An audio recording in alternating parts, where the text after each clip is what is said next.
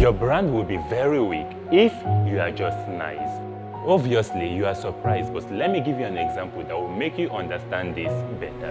In East Asia, there is a twin country. People know one as very evil and the other as a super nice country. And because of this, the country known for extreme evil have a very strong brand, and the other, which is nice, have a weak brand. This is the case of North and South Korea, and this will help you understand how to develop your brand strength and positivity. You see, people from all over the world have an idea of what North Korea is all about. They can instantly visualize images of what is happening in the country. The place is isolated from the world. It is very secretive, authoritative leadership. There's a lot of missile testing, military parades, and much more. And sadly, for the time being, those perceptions are not positive. On the other hand, South Korea have a more positive image. People see them as a more developed country than North Korea. But with all of this, North Korea has a stronger brand, while South Korea has a very weak brand. Why is this so? I will tell you in a moment.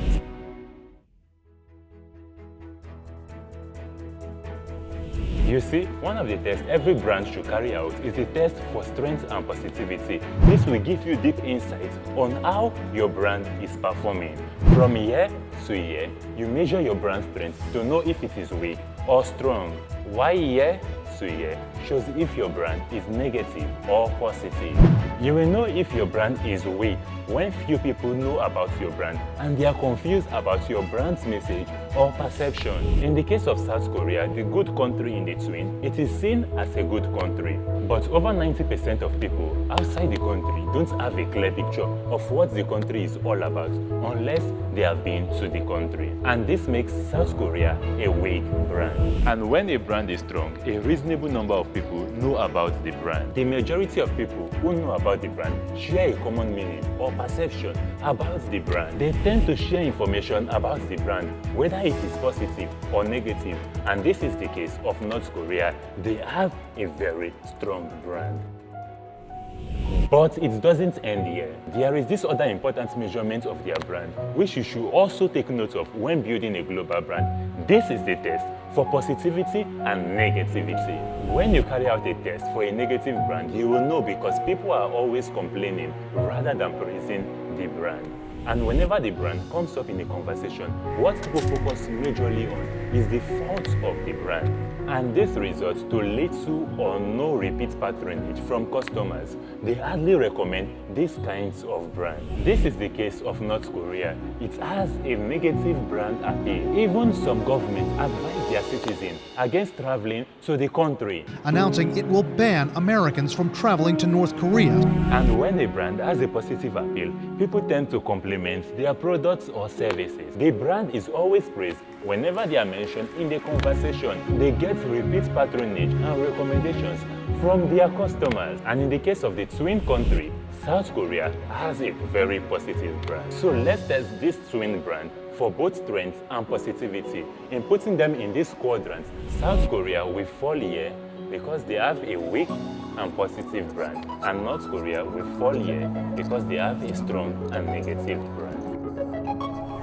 This test is very important, and I recommend you carry it out to know where your brand sits in the quadrant. And when you are done, if you discover that you have a very strong brand, hold on, take notes of this. Strong brands are great when they have a very positive appeal, but it will be a major pain if they are negative, because people's perceptions are hard to change. The more people are involved, the bigger the problem. So here's my advice. If your brand falls in the strong and positive brand appeal, keep doing whatever you are doing and even more. If it is weak and positive, not so bad. People like your brand, so tell more people about your brand with strategic campaign and market penetration. And if the brand falls within the weak and negative parts, hold on, just be calm. Fix the negative part first. Don't let more people know about the brand. Fix that core of the brand before you let more people to know about the brand. And finally, if your brand falls within the strong and negative parts, this is a very tough part to be because more people have known about the negativity. But hold on and be calm, because everything can still be fixed. You should start looking at a brand overhaul, like breaking the brand and rebuilding it with the hope of improving the brand equity. And here is the case of the twin country, North Korea and South Korea, with the goal of learning how you can increase your brand strength and positivity.